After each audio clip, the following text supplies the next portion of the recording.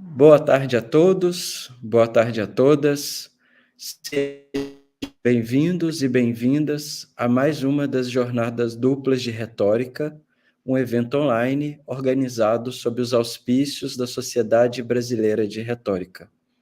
Meu nome é Fábio Fortes, sou professor de Estudos Clássicos na Universidade Federal de Juiz de Fora e, em nome da diretoria da SBR, tenho a honrosa tarefa de mediar uma mesa que terá prestigiosa participação dos meus colegas, membros honorários da Sociedade Brasileira de Retórica, que serão em breve apresentados, aos quais eu cumprimento em nome da nossa sociedade e transmito os agradecimentos pelo empenho em participarem desse evento e promoverem um diálogo com nossa pesquisa em torno de temas retóricos no Brasil.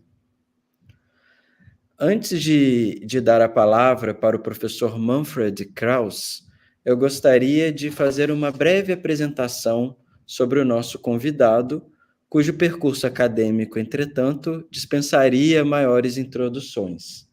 O professor Manfred Kraus é professor de estudos clássicos na Universidade de Tübingen, na Alemanha, e é conhecido pelas suas contribuições acadêmicas no campo da filosofia grega, especialmente em torno da obra de Platão e Aristóteles, filosofia da linguagem no mundo antigo e história da retórica na Antiguidade e na Idade Média, entre outros temas. O professor Kraus é autor de numerosos artigos especializados, livros em torno desses temas, sendo também um membro honorário da nossa sociedade e há pouco me disse ter estado no Brasil algumas vezes, nas jornadas de retórica da nossa sociedade e também outros projetos paralelos aqui desenvolvidos. Hoje o professor Manfred vai apresentar uma fala em inglês sobre a retórica jesuítica francesa do século XVII, em torno da obra de um jesuíta cujo pensamento está por ser mais aprofundado e mais descoberto nos dias de hoje. Trata-se do jesuíta francês Charles Pajot. You're very welcome, Manfred. Feel yourself at home. And now I will give you the speech to make your presentation. Thank you very much for having accepted our invitation. Muito obrigado, Fabio, for this wonderful introduction. And you see that I will have to change to English, and I'm really sorry for not speaking Portuguese, but my Portuguese is very poor, so I have to stick to English for this presentation. But I would like to thank the Brazilian Rhetoric Society for this honorific invitation to speak to you on this afternoon. It's evening in my place, but it's afternoon for you. And my topic will be, as Fabio has already explained, a Jesuit rhetoric textbook from the 17th century. And I still hope I'm responsible for the historical part, and I still hope that Frederick All will join us later on for a more contemporary topic on rhetoric. But let's start. Okay, although it had not primarily been founded for that purpose, I'll go back to this. Very soon, the Society of Jesus on a large scale took on the responsibility for the formation of the young generation in the Catholic parts of Europe and across the world. The man mainly responsible for this orientation of the order was its second superior general, Diego Lainez, who in 1559, by official decree, ordained the systematic establishment of Jesuit colleges, which imperatively included also the subject of rhetoric. For good education in rhetoric, three things were needed: a good teaching program, curricula, appropriate textbooks, and practical exercises. In this paper, I will talk about a perhaps less known Jesuit textbook in rhetoric that nonetheless somehow marks a turning point in the history of Jesuit rhetorical education. I will first briefly address the basis of the standard Jesuit curriculum, then turn to Jesuit textbooks and the balance between theory and progymnasmatic exercises, define the special historical moment and position of Charles Pajot's Tyrocinium Eloquentiae in this process, and finally assess its impact on Jesuit rhetorical teaching and later Jesuit textbooks. On the level of curricula, the Jesuits soon developed an almost monolithic teaching program, known as the Ratio Studiorum, which continued to be the touchstone of Jesuit education over centuries, even until after the period of the Society's suspension between 1773 and 1832. In the Ratio, to cite its most recent translator, Father Claude Pavour, I quote, "We find the fullest, sharpest, most concrete, and most generally held notion of Jesuit education over the longest time period." End of quote. The Ratio organized higher education into three main stages: letters, literae, philosophy, and theology. Within the letters stage, three classes in grammar called Rudimenta, Grammatica, and Syntax were followed by a fourth class called Humanistica or Poetica, in which mainly works by ancient poets were read, analyzed, and interpreted, but also primary elements of rhetoric were taught and practiced. The fifth class was fully dedicated to the study of rhetoric, and the sixth and seventh classes introduced students to the Studia Superiora of dialectics and philosophy to prepare them for the study of theology on university level. In this system, rhetoric was, as it were, sandwiched between grammar and dialectics, much in line with ancient curricula and with the early humanists. Basically, training in rhetoric already started in the second half of the humanist class, which was usually dedicated to the theory and practice of rhetorical progymnasmata or elementary exercises. Mastery of rhetoric, the Eloquentia Perfecta, was the ultimate goal of the letters part of education, even if within the entire macro plan it was still only preparation for the more advanced philosophical and theological stages. As for textbooks, at first, original Latin manuals such as Cicero, the Rhetoric to Herennius, or Quintilian were used by the Jesuits. But this soon proved to be too complicated and demanding. More compact compendia were called for. And this gap was soon filled by the De Arte Retórica Libri Tres by the Spanish Jesuit Cipriano Suarez, first printed in Coimbra in Portugal in 1562. This compendium, as its subtitle betrays, consists basically of excerpts of central passages from Cicero, the Ad Herennium, Quintilian, and Aristotle, equipped with a considerable number of illustrative examples. It replaced the ancient originals in the Jesuit classroom and was also officially prescribed by the Ratio Studiorum. Ironically, this work, which is so widely known as the all-time bestseller of Jesuit rhetorical textbooks, was practically never used in classrooms in its original version of 1662, but in a revised version established by Pedro Perpiñán, published in 1565, and a second time in 1568, with many, many more printings to follow. And this is actually the version that was most widely used and also the version that was translated into English by Lawrence Flynn in 1955 on the right-hand side on your screen. Together with Alvarez's grammar and Fonseca's dialectics, it formed the big triad of Jesuit textbooks. According to Flynn, it saw, I quote, at least 134 printings in 45 different European cities over a period of 173 years, end of quote. Suarez's manual is divided into three books. The first of which, except for a few general introductory sections, is dedicated to Inventio, the second to Dispositio, and the third to Elocutio.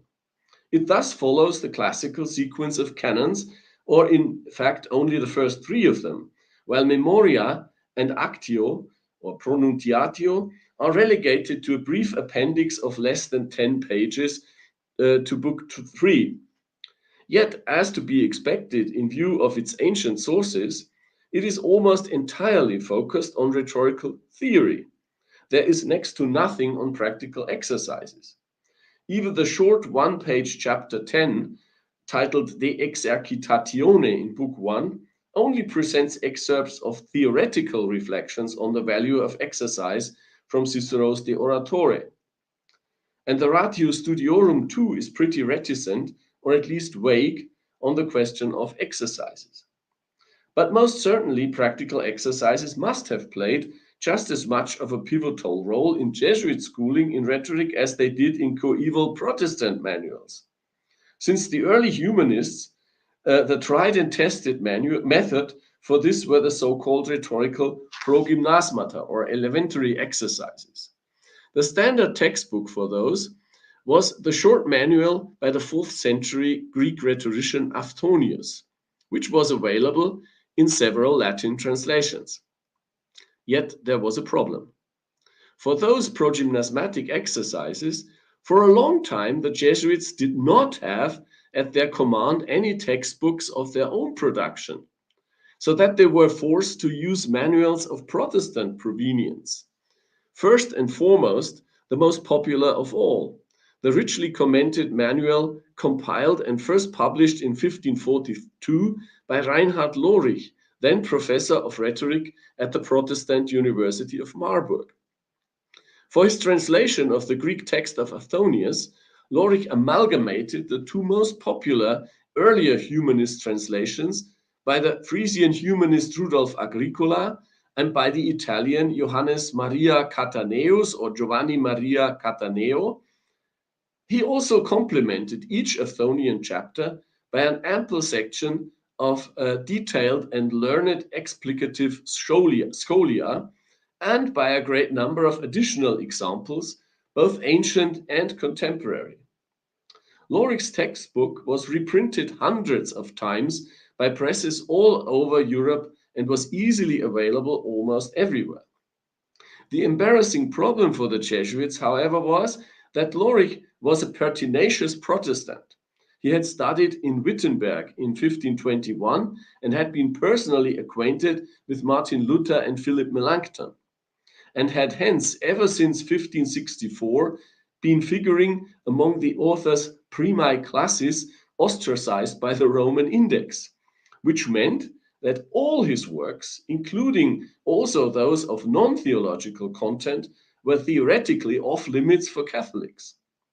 Nonetheless, owing to lack of alternatives, Lorich kept being used in Jesuit colleges as attested by library catalogues.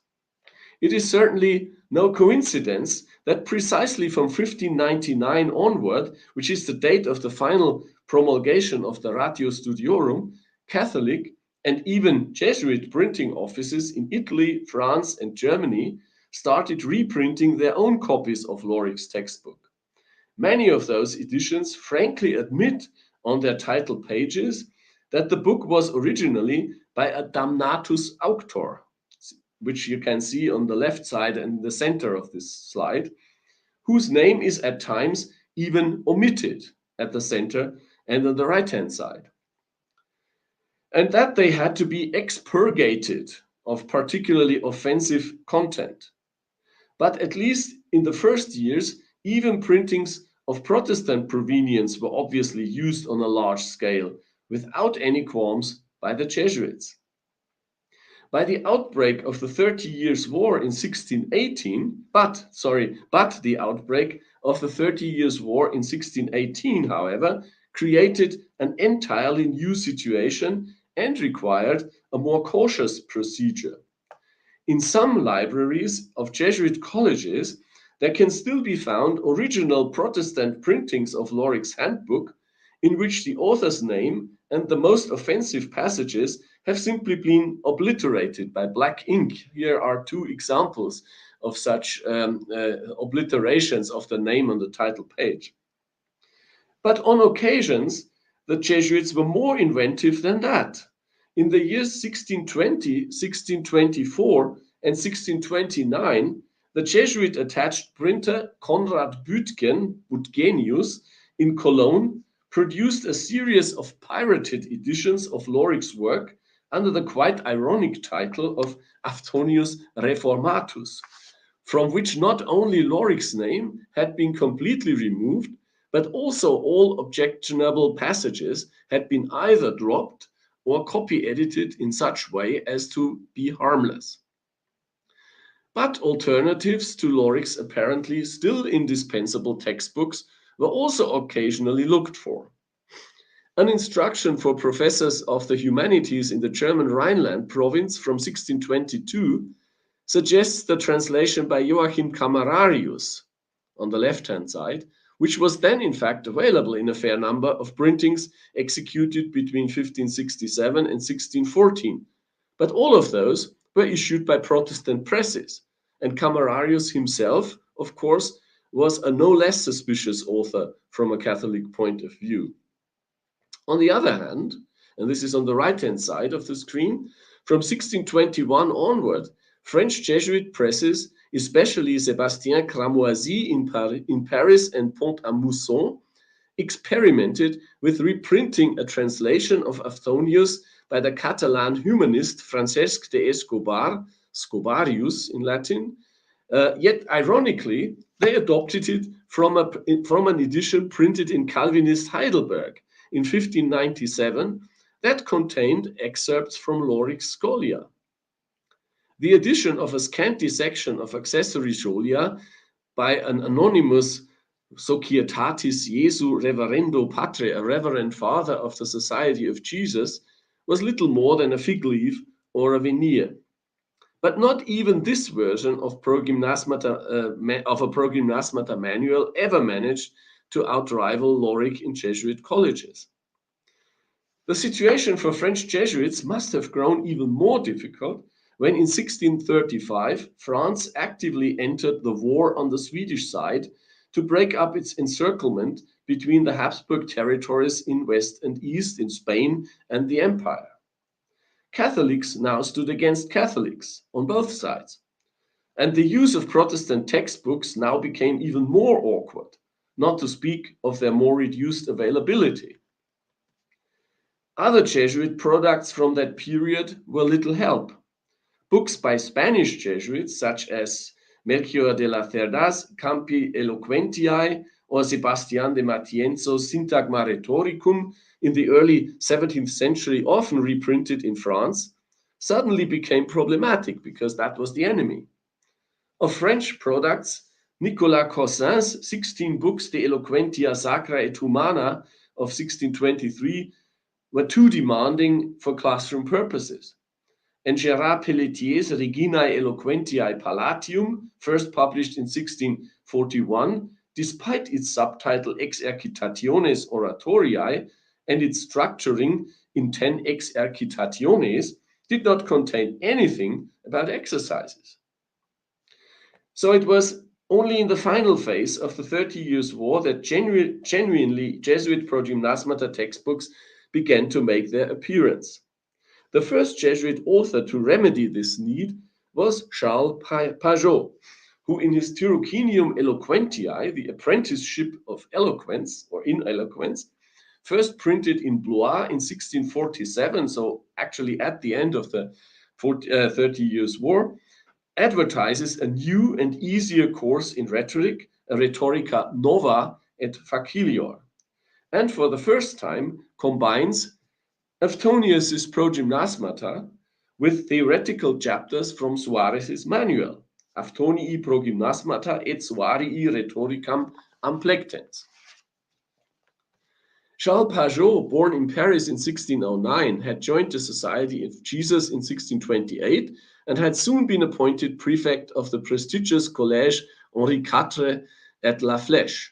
Before he eventually published his textbook in rhetoric, he had made a name for himself as a scholar in classics and as a lexicographer of Latin and French. He wrote a grammar of Greek syntax, a Latin grammar, and an Ars Poetica, all authorized for use in the Jesuit schools in the province of Paris.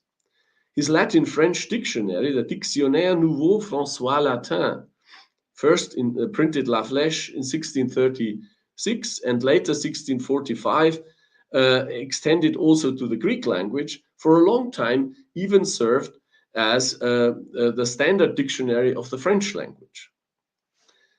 Pajot's Tyrocinium consists of 6 books. After an introduction, De Arte Retórica, on the face of it following, like Suarez, the traditional sequence of the 5 canons. That Memoria and Pronunciatio, unlike in Suarez, are dedicated books of their own, is more a concession than a real progress. These books are just a few pages long. Pajot intended his manual as a textbook for all levels of the Jesuit letters curriculum.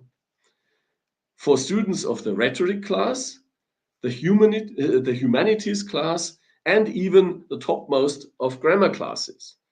Rhetoribus, humanistis, et grammatices auditoribus, on the title page. In his introduction, titled Usus Tyrocinii Eloquentiae, the use of the book, Pajot gives detailed advice for students of all 3 levels on how to use his book, and which of its parts to focus on at each individual step. Once capable of mastering grammatically correct Latin, students of the highest grammar class should first of all study Book 4 on Elocutio, learn by heart the instructions on sentence construction, and write down the more complex figures of style, so as to be well equipped in Latin style for the more advanced classes. Students of the humanities class, however, after a solid repetition of Book 4 in their first semester, should then go back to Book 3 on Dispositio and practice amplificatory exercises according to the method of Aftonius, before studying the brief chapter 2 on imitation in Book 1, and only then, in their second semester, the whole of the rest of Book 2 on Inventio. The rhetoricians, finally, in order to become true Ciceronians, needed to study the whole of Books 1 to 4 and read as much as possible of Cicero all along. What is striking in this curriculum is that Elocutio is supposed to be taught first, prior to Dispositio and Inventio, which virtually inverts the standard sequence of the first 3 canons. This inversion is basically a Ramist trait, mostly found in rhetorics influenced by Ramism. Peter Ramus had reduced rhetoric to Elocutio and Actio and separated it from Inventio and Dispositio as parts of dialectics. Of course, as a Calvinist, Ramus was not particularly popular with the Jesuits, but the inversion finds a potential parallel in the sequence of dialectics after rhetoric in the Jesuit curriculum. And it also makes some sense with respect to the standard sequence of classroom exercises. For if the training program first starts with simple amplificatory and paraphrastic exercises, as was in fact the case with the first few Aftonian exercises, what students will first need is proficiency in style, in Elocutio. It is only for the more advanced and more argumentative exercises that they will need to understand the subtleties of Dispositio and Inventio. Pajot also explicitly explains why on earth he has nonetheless not implemented this didactic reordering in the arrangement of his own manual, but has still stuck to the classical sequence of the 5 canons. His excuse is that he wished to serve a readership of rhetoricians in the first place, who were used to that traditional arrangement. Does this reflect contemporaneous teaching practice in Jesuit colleges, or is it a bold, innovative move? Since there is no written record on what happened actually in classrooms, we are in no position to tell this. But what is more, in Pajot's textbook, the Aftonian exercises, which are treated under the heading of Dispositio in part 3 of the third book are divided up according to the 3 genres of speech: demonstrative, deliberative, and judicial, in that order, and are hence likewise not presented in their traditional graded sequence as observed, for instance, in Loric's manual. Exercises related to the demonstrative genre, praise, blame, ethopoeia, comparison, make up chapter 3. Those attached to the deliberative genre, fable, narration, crea, maxim, and thesis, follow in chapter 6, and the judicial ones, confirmation, refutation, commonplace, and legislation in chapter 9. Out of the 14 Athonian exercises, only description, ekphrasis, is absent. Similar distributions of the exercises to the 3 genres had actually already been suggested in antiquity, for instance by the 5th century rhetor Nicolaus of Myra, yet without ever modifying the sequence as such. By Pajot's rearrangement, however, some of the more demanding exercises, which involve a great deal of inventio and dispositio, are actually placed earlier than the traditional starters, fable, narratio, and crea. But just as with the sequence of canons, we need not necessarily assume that they were actually supposed to be taught in that order. The sequence may instead reflect the graded importance of the 3 genres from a typical 17th century point of view, in which panegyric speech was absolutely paramount, whereas judicial speech was hardly more than a historical reminiscence.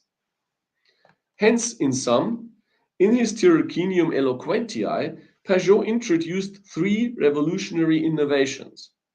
For the first time, he combined in one manual theoretical instructions, Suarez, with the program of practical progymnasmatic exercises, Aphthonius, which was then, in fact, to become standard in all later Jesuit textbooks. Second, he suggested for didactic purposes to teach the canons of elocutio, dispositio, and inventio in this reverse order, along the curriculum of the grammar, humanities, and rhetoric classes. And third, he broke up the time-honored graded sequence of progymnasmata and reordered them according to the 3 genres of epidactic, deliberative, and judicial speech. It is hard to tell how widely Pajot's textbook may have circulated within the world of Jesuit colleges. It was printed in more than 20 editions, not only in France, Blois, Chambéry, Avignon, Paris, but after the end of the war, also in German, Frankfurt, Duderstadt, Cologne, Italian, Bologna, Milan, Venice, and even Austrian presses in Vienna, until the first decade of the 18th century. Its latest traceable printing is a Venetian one from 1708. This and the remarkable number of copies still extant in libraries would point to a considerable level of popularity. Yet today it is almost forgotten, since a powerful rival was soon to appear. From its first publication in Lyon in 1659, François Pomme's Candidatus Rhetoricae progressively began to replace Suarez's De Arte Rhetorica and also Pajot as the standard Jesuit textbook in rhetoric. In this handbook, the French Jesuit likewise combined basic elements of rhetorical theory adopted from Suarez with a selection of exercises from Aphthonius's Progymnasmata. But while Pajot still presents the almost complete list of Aphthonius's exercises, except ekphrasis, Pommet strongly focuses on the first few exercises, fable, narration, and crea. After those, chapters get progressively shorter and exercises such as comparison, description, or legislation disappear completely. A few years later, in his revised Novus Candidatus Rhetoricae, first 1668, Pommet proceeds even more selectively. Praise, blame, and ethopoeia now are also dropped. Whether or not this reflects a contemporary tendency in actual Jesuit teaching, we are again not really in a position to tell. Pomet's Candidatus was once more revised and extended in 1710 by the Jesuit Joseph de Jouvency. Yet the same Joseph de Jouvency, in some handwritten notes from his actual classroom curriculum of rhetoric, titled Institutiones Rhetoricae, Rhetorical Instructions, which are extant in a manuscript from 1693, kept in the Bibliothèque Mazarin in Paris, attests to the fact that in his teaching too, out of the 5 canons of rhetoric, Elocutio was taught prior to Inventio and Dispositio, just as Pajot had stipulated in 1647. The first book is dedicated to Elocutio, the second to Inventio, and the third to Dispositio. Yet also, like with Pajot, this is not reflected in his printed Candidatus.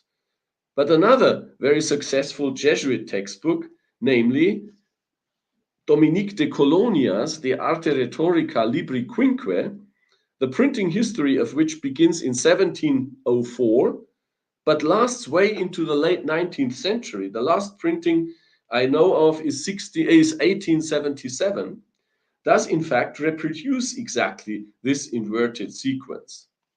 Book 1 is titled De Elocutione, Book 2 De Inventione, and Book 3 De Dispositione. This may be taken as proof of the fact that this was the method in which rhetoric was actually taught in Jesuit colleges in the 17th and 18th centuries. In sum, thus, Pajot's inversion of the first 3 canons of rhetoric on the level of teaching appears to have had a lasting impact on Jesuit education. The same is true for his combination of rhetorical theory and progymnasmatic exercises in one textbook, which is consequently adopted also by Pomet, Jouvency, and de Colonia. Yet on the other hand, his reordering of the exercises according to genres of speech was clearly less successful, since it ran counter to didactic intuition. All later Jesuit textbooks do return to the traditional sequence, even if in progressively selective form. But nonetheless, Pajot's Tyrocinium certainly marks a turning point and thus deserves a place of honor within the history of Jesuit rhetorical education. Muito obrigado.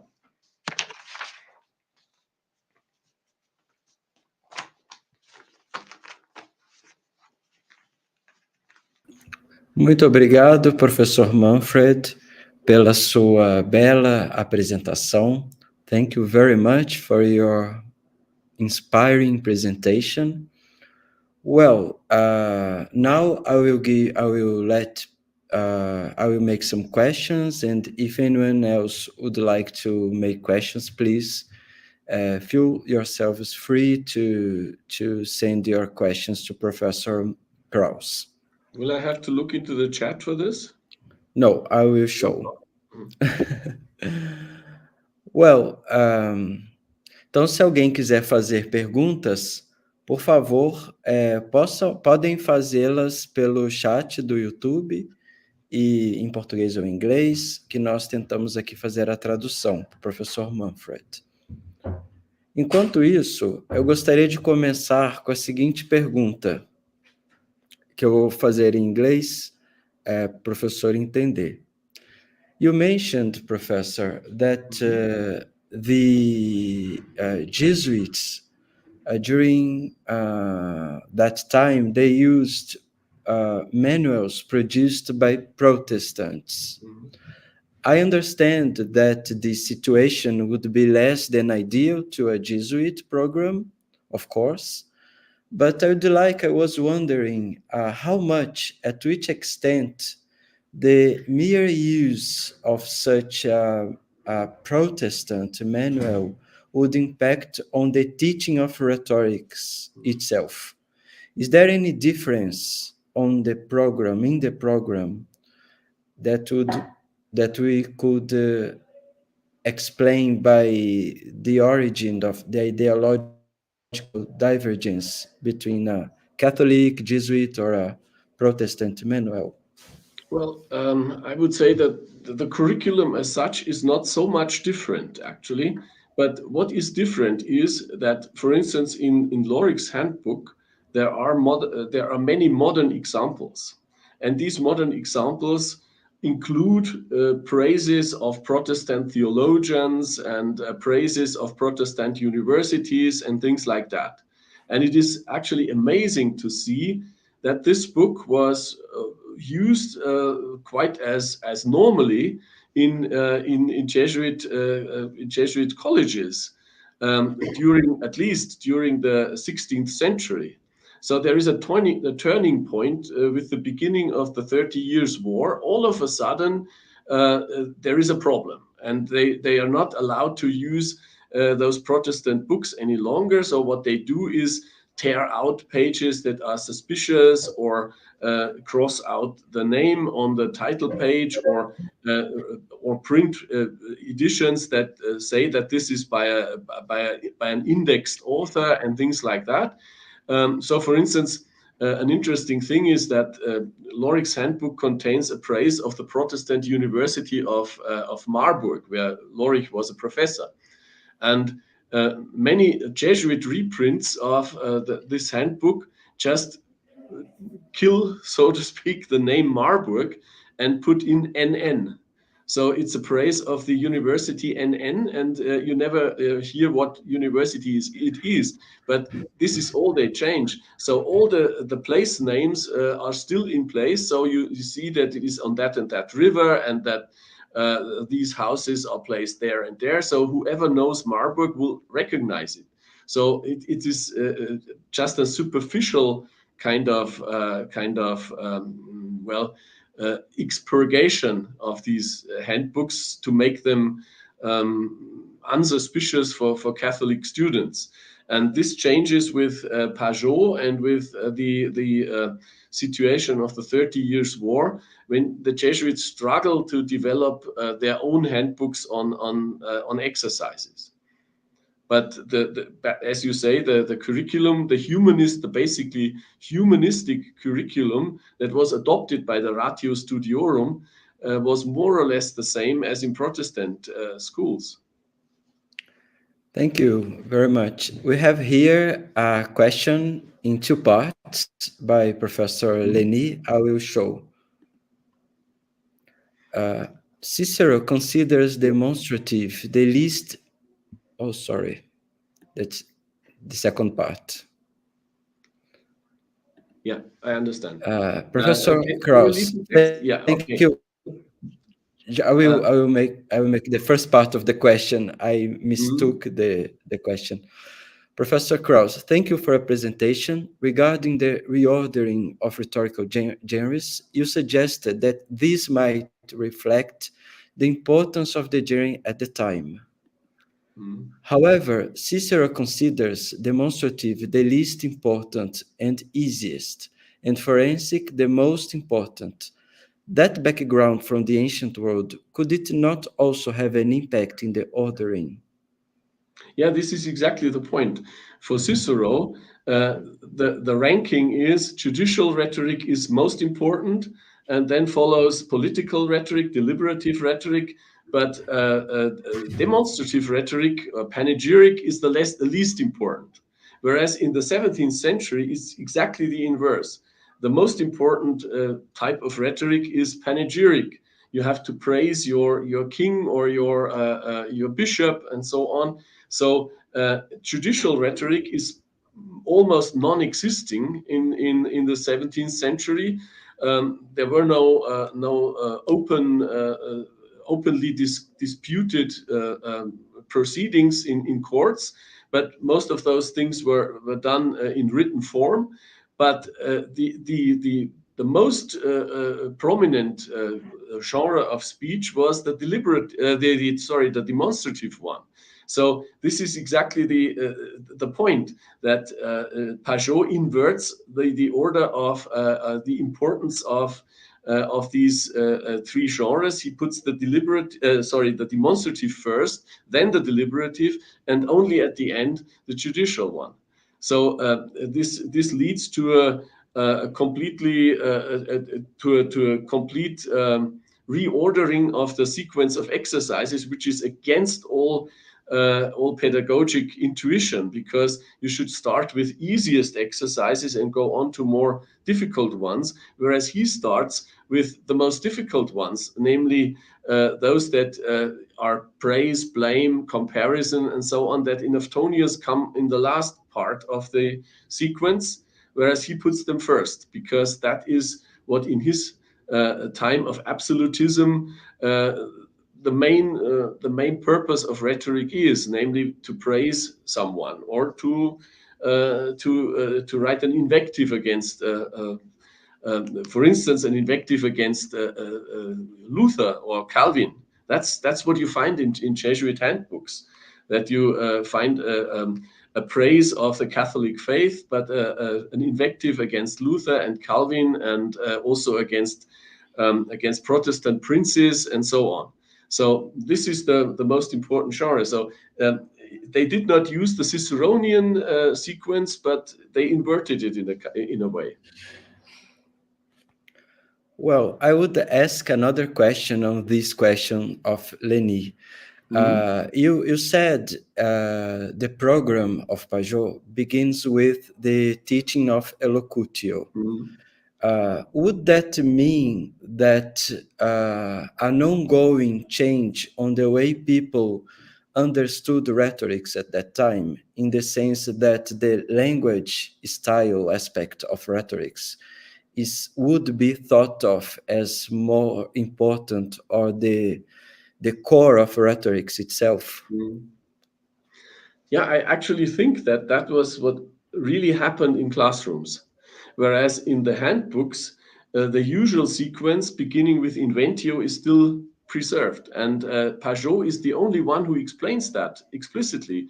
He says, okay, I have started inventio, dispositio, elocutio, but please don't use the book this way. Start with the elocutio book and go back to the dispositio one afterwards, and only then go back to the inventio one, which is the most complicated. So he actually makes excuses why he keeps the traditional order, although he suggests that it should be taught in a different order.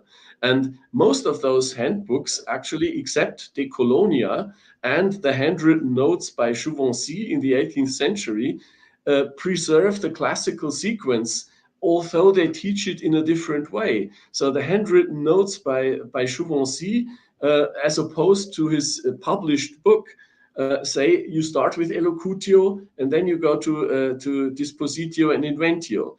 And something that may be hidden behind that development is the influence of Ramism, because Peter Ramus separated rhetoric from dialectics, and said, okay, elocutio and actio, pronunciatio, is the domain of rhetoric, but inventio is not rhetoric, doesn't belong to rhetoric, but is a part of dialectics, which in the Jesuit curriculum came after rhetoric. So there is quite some sense in putting inventio later than elocutio. And the other reason why this makes sense is that the exercises, if you look at the exercises in their traditional order, actually not in the order that Pajot establishes, but in the traditional one where you start with fable and narration.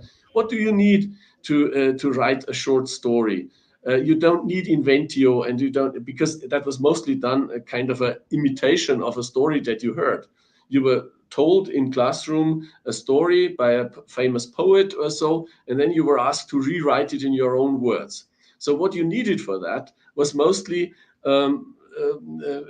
proficiency in elocutio. So you needed to find other expressions. You needed to be able to write correct Latin, for instance. That was another point. But using figures and using metaphors and things like that, that was what you needed first. But only when you came to very advanced exercises like the defense of a law proposal, or the answering of a question like should cities be fortified or not, should you go to war or not with an enemy, and things like that. they actually demand inventio to a large extent. So what you need for those is inventio. For the first easiest exercises, you only have to be able to elaborate on a text by making it a bit longer, by using more rhetorical figures, metaphors, tropes, and so on. So also on this level, it does make sense to start with elocutio. Thank you. I have two more questions here. A follow-up question. How do the following books by Pomi, Juvancy, and Colonia order the rhetorical genres, like the Tyrocinium, differently? Thanks again. Actually, the problem is that what Pajot does is rearrange the order of exercises according to three genres. But actually, it's also true that also these later Jesuit handbooks give a prominent place to demonstrative rhetoric. For instance, in the Novus Candidatus by Pomey, you have a whole book dedicated to panegyrics. So it's the Dissertatio de Panegyrico. So that it gets a book of its own, detached from deliberative and judicial rhetoric. You get a whole book, a long book that is added. The first Candidatus did not have this, but the Novus Candidatus got hundreds of pages on panegyric rhetoric. So there is this emphasis on panegyric rhetoric is there too, but it's not applied to the exercises that much. Well, we have one more question here, and if anyone else would like to make further, I believe it's still time. The question of Carlos is, how did the Jesuits justify the adoption of Protestant books of rhetoric? Was there any constant for justification, or were the students unaware of this borrowing? Yeah, this is really a tricky question. Actually, we don't really know, but the problem was that they were just using them. That's what we know, because we find them in Jesuit college libraries. You find tons of Loric editions in Jesuit college libraries. So it would probably depend on the teacher, how he used them. He would not point his students probably to the fishy pages of those books, but some actually there are some signs of an awareness of their danger, so to speak, when it comes to crossing out pages. So there are actually pages that are completely blackened in some of these books that were Protestant manuals. So they actually either completely tear out the pages on, say, a praise of Luther or so, or the praise of a Protestant university, or they would just use black ink to delete all the dangerous passages. Because Loric, the advancement of Loric was that he added a lot of contemporary examples. For instance, he wrote on the Peasants' War and how bad Catholic princes had set fire to Protestant towns and so on. So these were, of course, not things that Catholic and Jesuit students were supposed to read. So these were actually still there in the book, but either not read to the students. Maybe most students couldn't afford to buy one of those books, but they were read to them by the teachers. And so the teachers would just not read the bad passages. But in later editions, you just skip those passages. The Jesuits print their own editions of Loric and just leave out the passages they didn't like. For instance, this Aphthonius Reformatus is exactly that. So it is one by one the chapters of Loric, but the very Protestant examples are just skipped. but the students probably did not even notice that this was contained in their books, because they didn't have them in their own pocket, but the teacher would read them out to them. Thank you. Now I will present the last question, actually a request from Álvaro. Good afternoon. I would like you to introduce us to the names of some current works on invention, disposition, elocution, action, which you consider essential reading. And to this question, I would like to ask you, if you have some suggestions for the people here watching and the students in Brazil, would you like to give? But this is actually a vast field, of course. Current works, so modern works on inventio, dispositio, elocutio, and actio. Well, any handbook on the history of rhetoric will give you that. So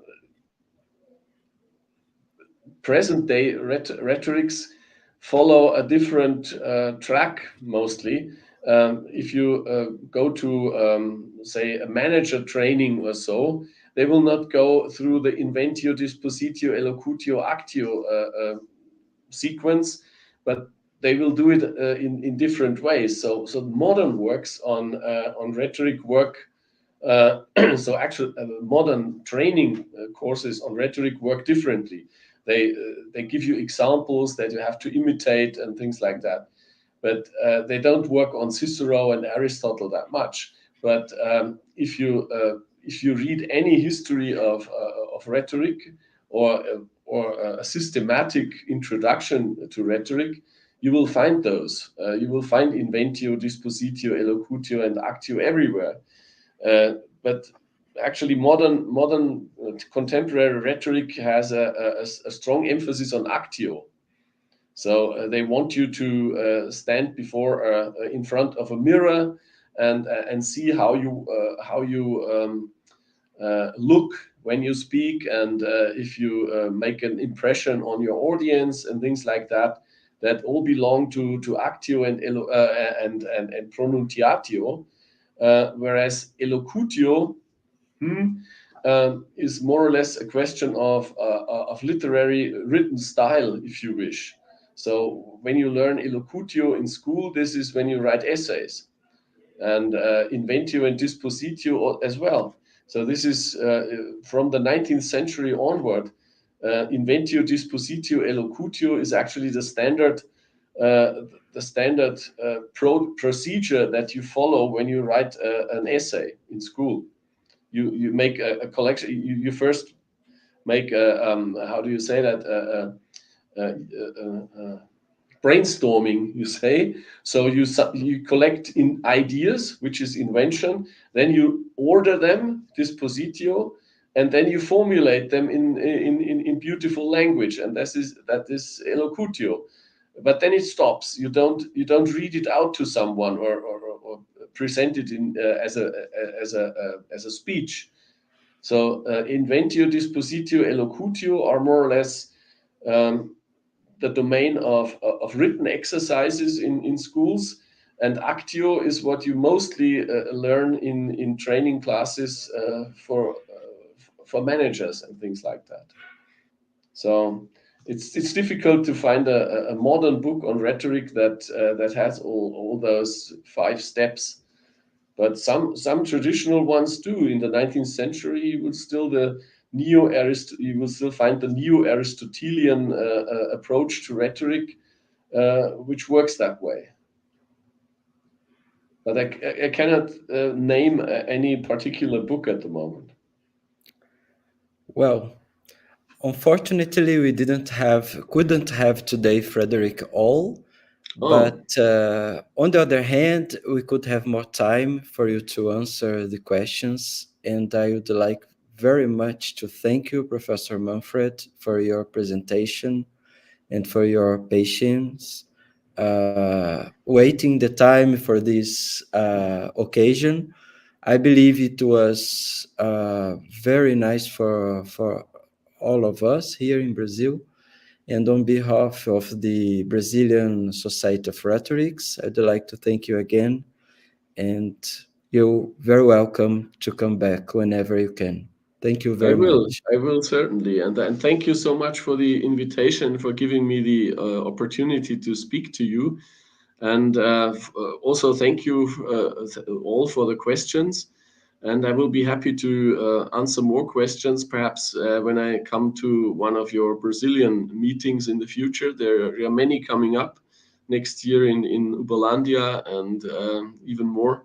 So I may be there or may not. It depends on my schedule. But I'm always happy to come to Brazil and meet you there. Okay. So thank you very much. You're welcome. And I'm really sorry that Frederick isn't with us, because I really looked forward to seeing him. All right. We just received the news here that Professor Frederick may be in a few moments with us. Oh. So let's wait a little bit more so that he could. I will stay here. tuned. Okay. Well.